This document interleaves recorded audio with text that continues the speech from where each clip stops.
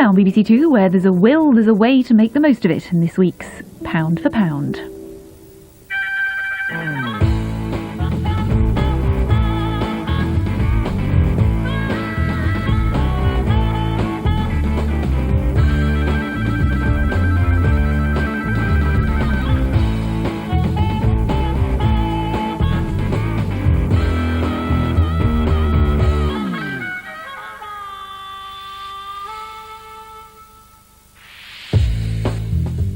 Pound for pound tonight. From next April, 9 million of you will have to work out your own taxes.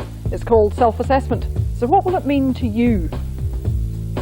Self-assessment needs taking seriously, like anything to do with tax, particularly, of course, if you're behind with your tax affairs or, frankly, if you don't comply. Penalties await, in extreme cases, even £60 a day. How can you make sure that when you pass away, your money goes to the people you love most? You should think about making a will at every point in your life.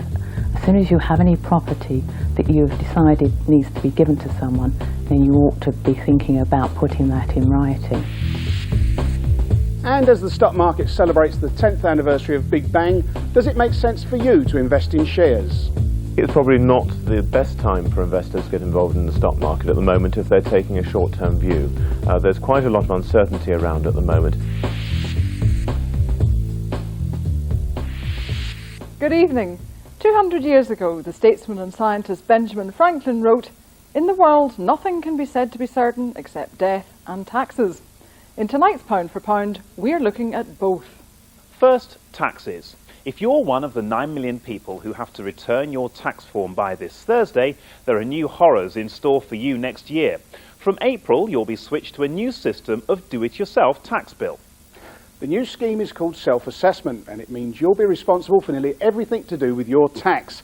You might even have to work out your own, and if you slip up, could find yourself lumbered with a big fine.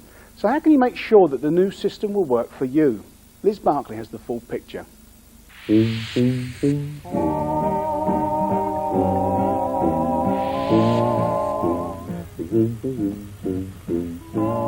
Filling in your tax form and paying the bill can be more scary than a horror movie.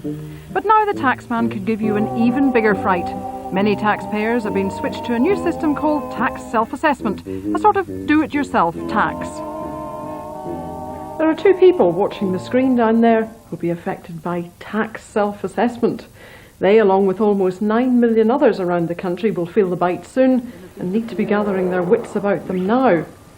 Others will be lucky and escape the self-assessment net, and some will be able to pay an accountant to keep them out of the jaws of the taxman. But for the rest, nasty surprises lurk. We think not. So who are the mystery two?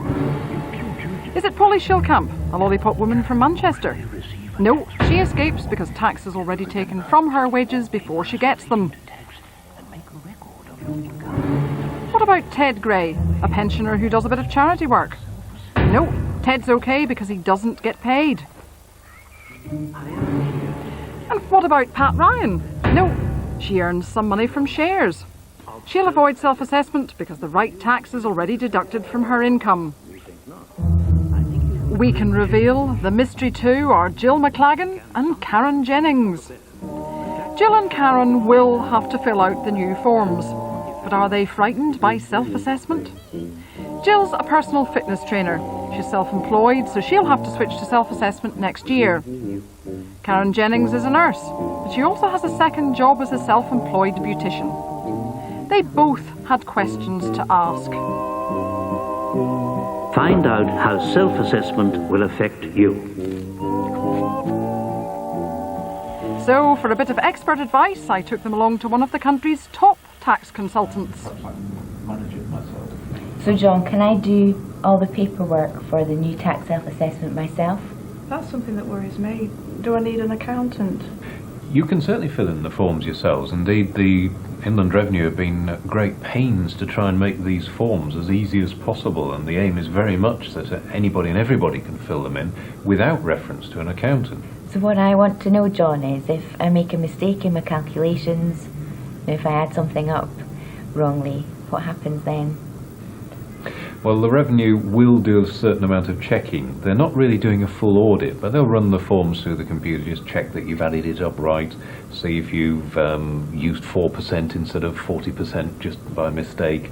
And of course, if you do make a mistake, and it's a totally innocent one, as most will be, then they'll tell you the revised figure. So no problem on that, no penalties for making a simple error.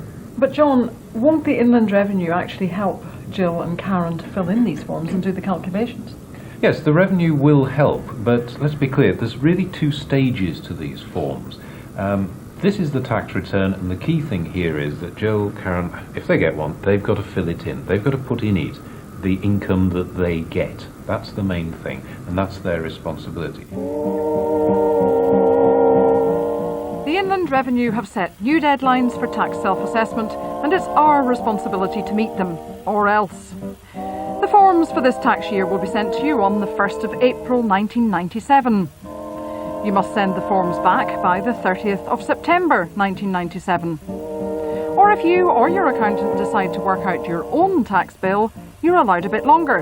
You get until the 31st of January 1998. What worries me though is, what if I send my tax form in late? Is that going to create a problem? I'm afraid if you get the return in late, there is potentially a problem. If you miss the 30th of September deadline, then I'm afraid you've got to do your computation and work out your sums. If ultimately you miss the 31st of January deadline, it's an automatic £100 penalty, I'm afraid. I see. But John, what happens if you still don't get your form in? Can you go on incurring penalties? You can go on incurring penalties, yes. The ultimate is that you can end up with a £60 a day penalty if you are extremely late, but you've got to go some to really qualify for that. Add, of course, interest for late payment of tax, and frankly the message is get it in on time. And one of the all-time classic songs coming next. Hello, I'm here to The Inland Revenue have been running a big publicity campaign to make sure everyone understands self-assessment. With so many radio and TV ads, posters and leaflets about, the Revenue believe that most people have got the message about the big difference with tax self-assessment. The rules are tougher. So now we all know the Inland Revenue means business, but do we all realise when self-assessment begins? Well, self-assessment is actually in now, which is why we've been telling you to keep records. It started in April, so any income you get from April to next March will have to be shown on the tax return that you'll get next April, which is why we say keep your tax records now, you'll be able to fill in your tax return. Now, you said keep your records, but what exactly do you mean? What kind of records do we need to keep?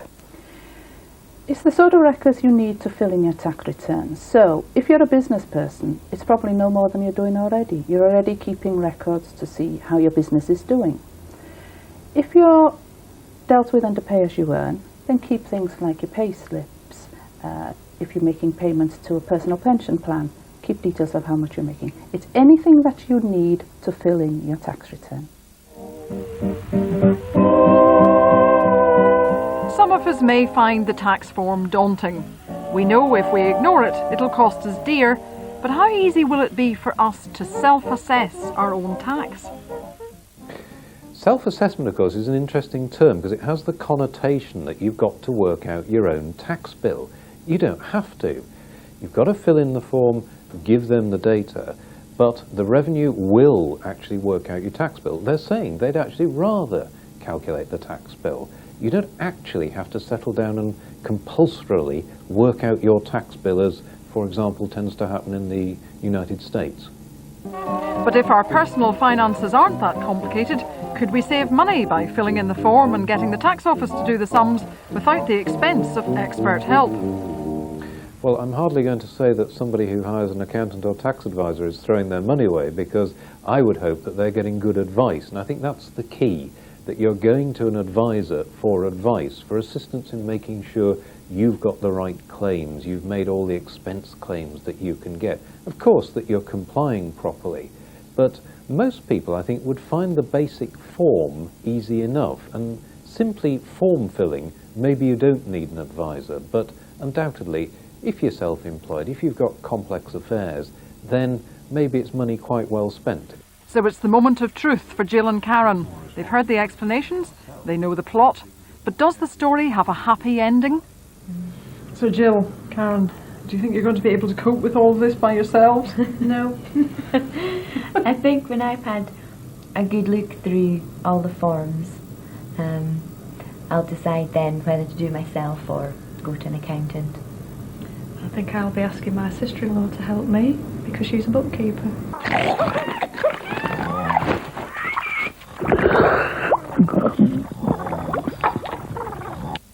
So for further details on this or any other money matter in tonight's programme, you can call our information line on 0645 645 789.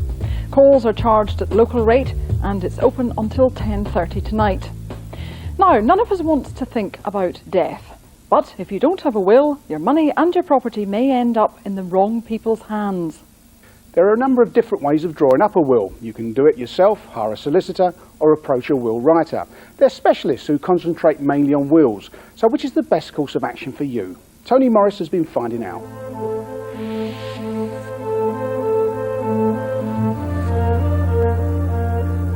As you may know, Leatherbarrow, Wignall and Burke have been instructed to look after the late Mr. Farrington's estate is valued at £880,500. Now I'm sure his intention was to leave the bulk of his estate to his spouse, the charming Mrs. Farrington. Unfortunately, he did not make a will, and as a result, most of his estate will be divided between his brothers, his sisters, and his business colleagues don't also make. And then there is the question of our fee, which I might add is mounting up even as we speak. Now that's the sort of messy scenario that can happen if you don't make a will.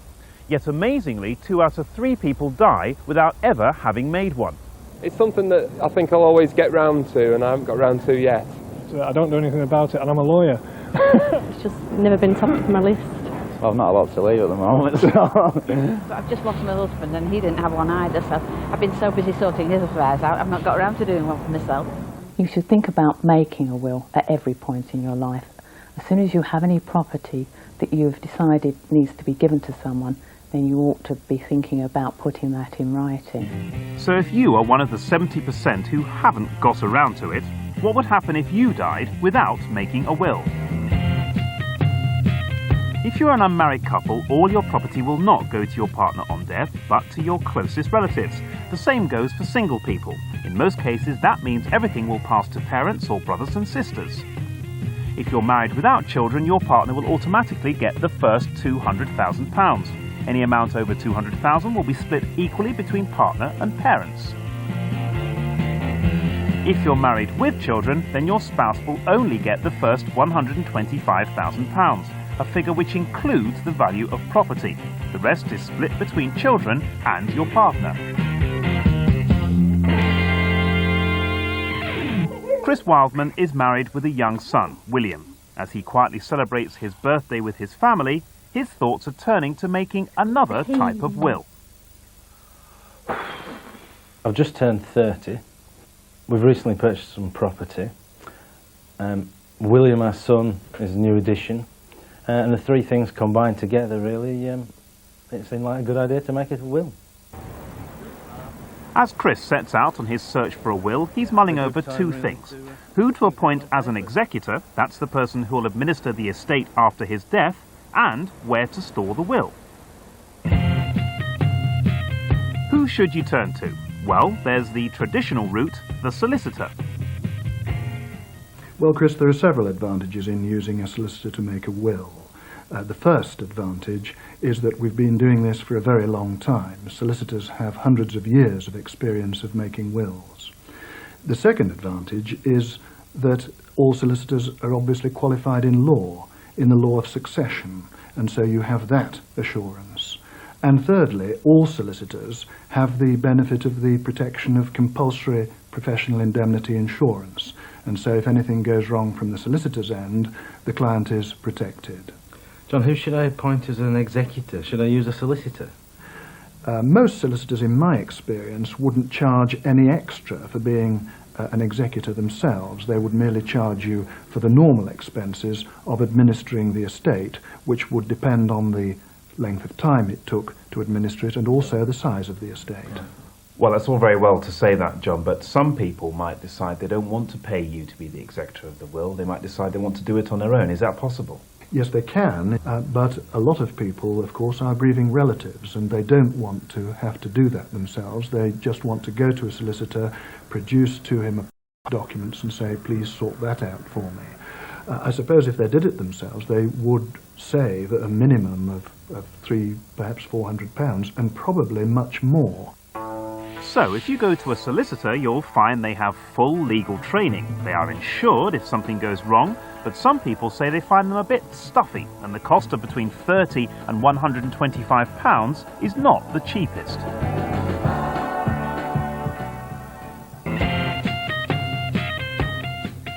So how about the new entrants into the market, the will writers? Well, a will writer's a specialist in the writing of wills, not in the rest of law. And he's going to come here to your home, and he's going to get you talking, and he's going to find out exactly what it is that you want, not what somebody else thinks you should have in your will, and not what you perhaps think it's your duty to have in your will. So in the end, you're going to get a document which is easy to understand and which has been very personally done for you. I was wondering, does a will maker have to be qualified? Well, as far as I'm concerned, he should be a member of the Society of Will Writers. That's a qualification worth having.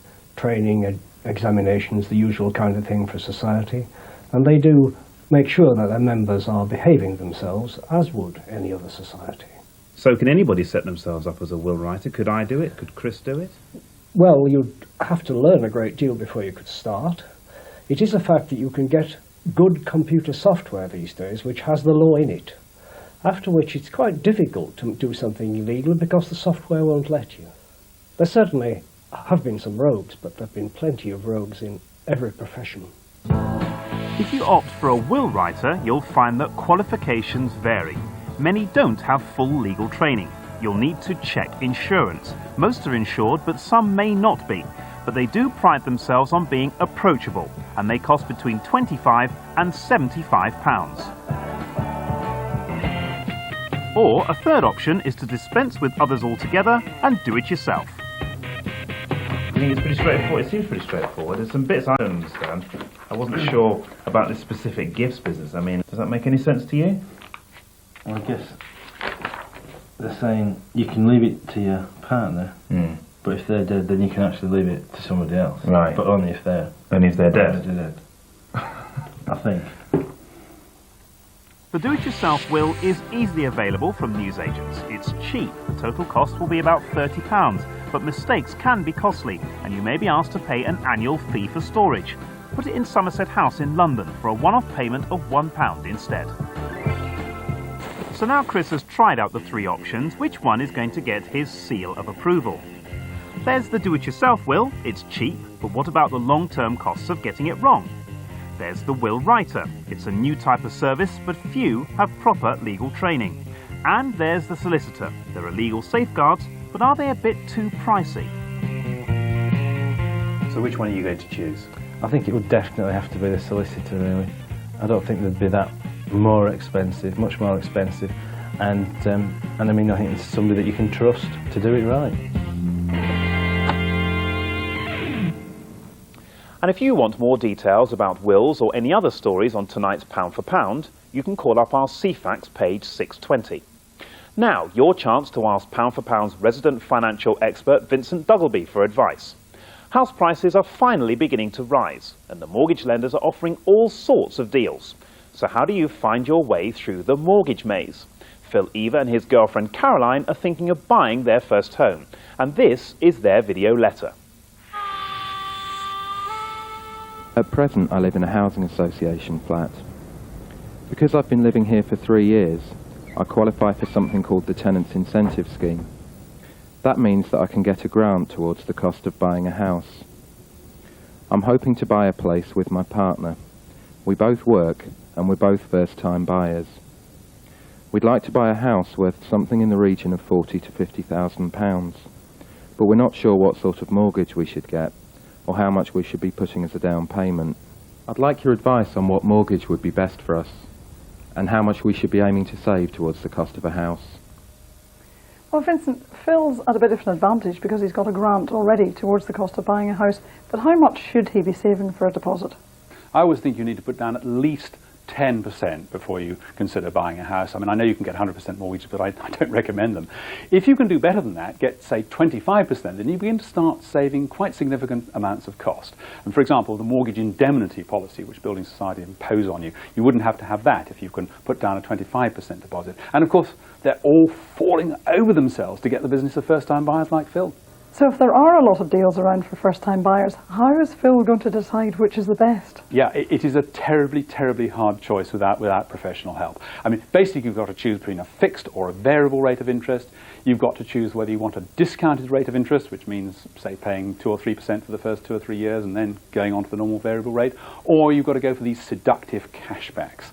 I'm a bit doubtful about those cashbacks. I mean, blowing it all on a 3-piece suite and then picking up the pieces later, because the problem is that in a few years' time, then you have to pay the price. And at that point, the penalties for trying to get out of some of these attractive deals can be considerable. But it's not just the deals that are available, it's the type of mortgage.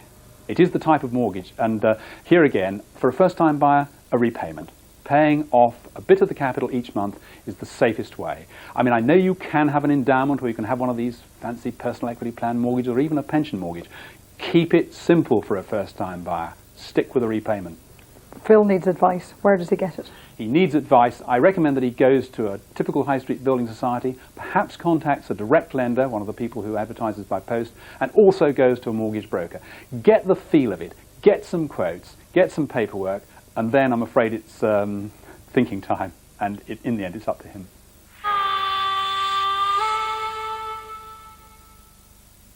It's 10 years to the week since Big Bang, the Thatcher government shake-up of the stock market that made it easier for ordinary investors to buy and sell shares. The value of shares is currently at an all-time high. So, should you celebrate Big Bang's birthday by flirting with the stock market? Mickey Clark's been finding out.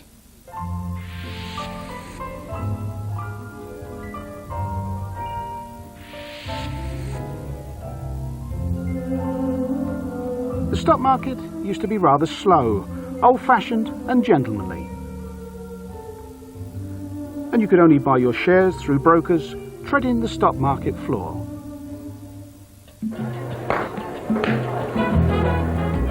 But that all changed with Big Bang.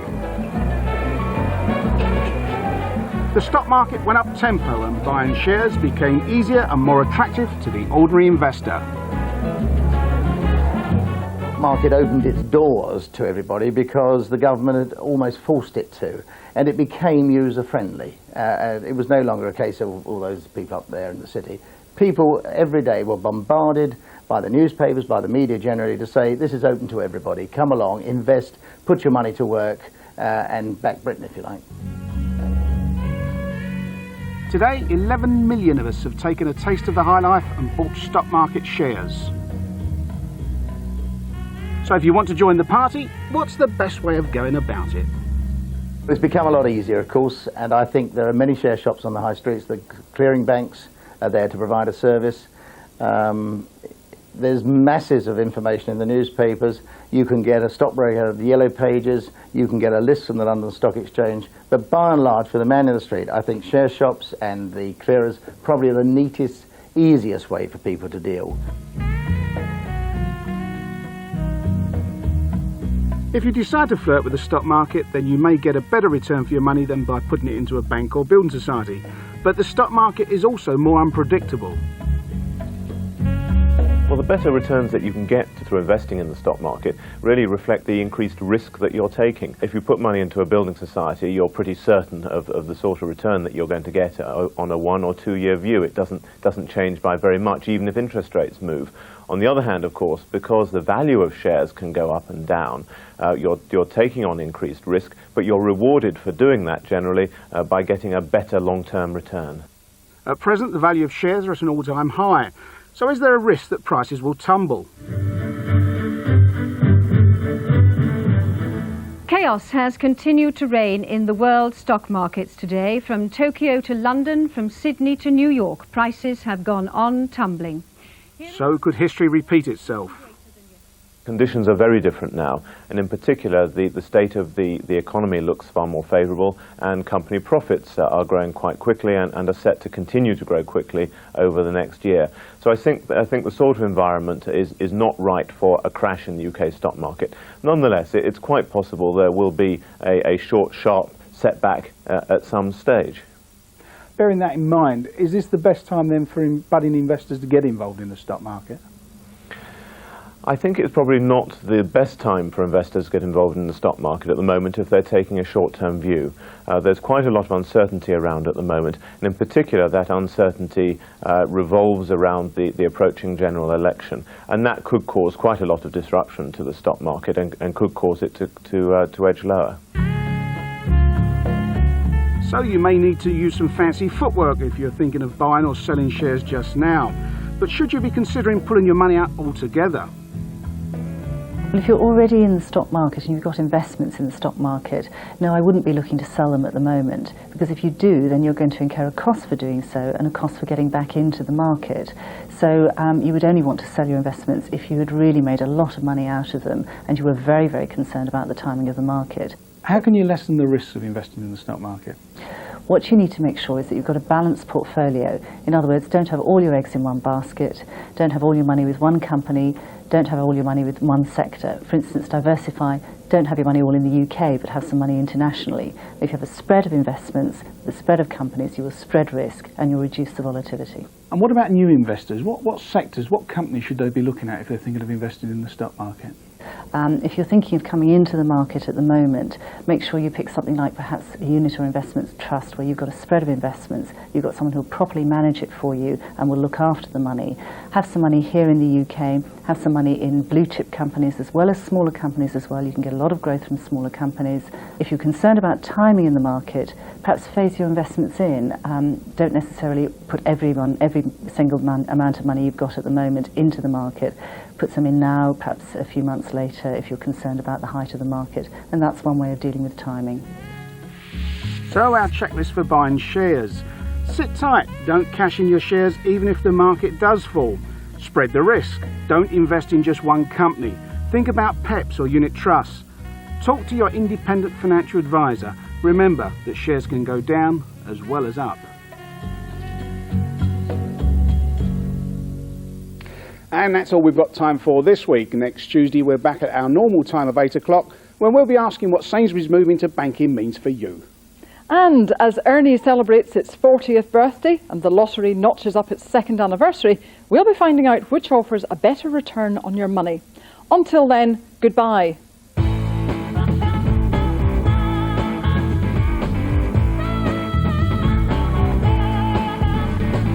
Details of tonight's programme are on the pound for pound CFAX page 620. You can also phone our information line on 0645 645 789.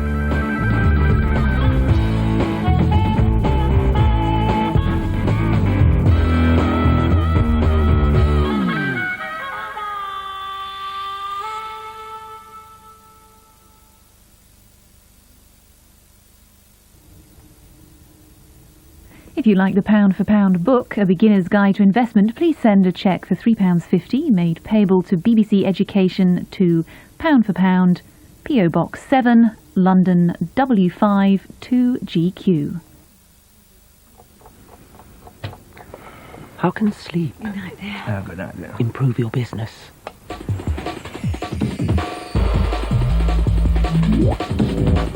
Improve your managerial skills or help tackle your tax returns? If you're familiar with one of these, and you've got one of these,